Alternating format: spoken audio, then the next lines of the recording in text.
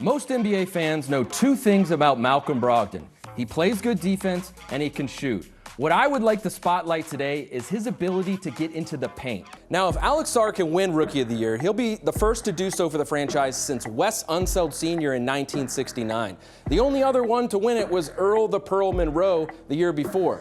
Both these guys are Hall of Famers. NBA players love those types of shots because that's how they shoot in practice drills. The Wizards were the 7th youngest team in the NBA last year, but they're about to get even younger once they add 3 rookies through the draft. In order to find out more about Paul VI star Jordan Smith Jr., I called up Trevor Keels, the most recent player from the school to make it to the NBA. Thanks, Chris. When the Wizards traded for Monte Morris, Coach Unseld called him a connector, but I think a better word might be protector because he is unusually good at limiting turnovers. Denny Avdia and Lauri Markkanen had a memorable matchup in Prague this summer when Israel beat Finland thanks to a game-tying 3 by Denny.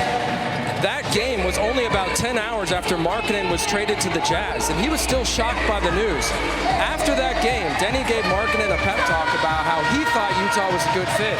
I was told Denny really lifted his spirits during a difficult time. AP, you guys had a tough 6-game stretch. Now you've won 3 straight. What's changed? On a related note, best 3-point shooting night of the season for you guys. How do you keep this up moving forward? Chase Hughes here with Wizards' 2nd overall pick, Alex Sarr. And Alex, when I first met you at the Combine in Chicago, you told me you'd never been to D.C. before. So now that you've been here, you spent some time, what are your first impressions?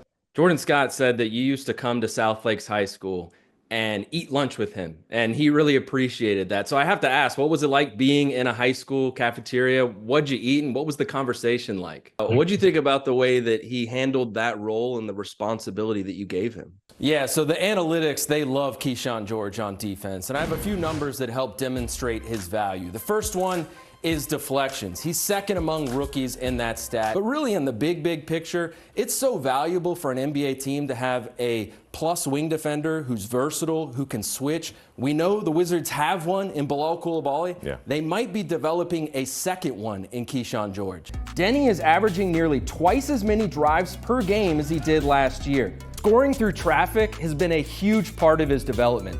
Denny already has more and-one plays this season than he did in his previous 3 years combined. This play against the Cavs is a good example of the decisions defenders now have to make when guarding him. Kispert begins in the corner, where he is a 42% shooter for his career. Then he moves to the wing, where he shoots 37% this season. Checking in with Chase Hughes, and what do you got on Malcolm Brogdon? Yeah, quick story, guys. So Malcolm Brogdon joining the Wizards has, of course, reunited him with his college roommate, Anthony Gill. They became such good friends that Brogdon was a groomsman in Gill's wedding. I spoke to both of them and got some great stories, like how Gill told me Brogdon was so serious about making the NBA that he was eating too healthy at the University of Virginia. His body fat percentage got so low, the nutritionist had to talk to him about it. It turns out he was eating bags of broccoli for dessert. He would microwave a bag of broccoli, and that's what he would eat for dessert, and the nutritionist told him to at least melt some butter on it. And if he does make the team, there could be a very cool full circle moment between him and Rudy Gobert, because when Bilal was 11 years old, he met Rudy Gobert at an event just outside of Paris. Bilal was nice enough to send this picture to me and share this with Wizards fans. Also, breaking news, Bilal Coulibaly was a very cute kid. So I was doing some research on your background. It turns out you were in a movie like 8 years ago, a comedy movie in Lithuania that the title translates to Received Call 3. I'm a big movie guy. Could you please explain the backstory for this? Have your teammates or coaches ever brought it up? You think they know about this? Not here yet. So now you brought it down. Yeah, so we'll see. That might change soon. That might change now. Chase Hughes here alongside NBA champion Tony Massenberg. And Tony, let's get right to it. The Wizards selected Johnny Davis of Wisconsin, 10th overall. What's your initial reaction to this pick?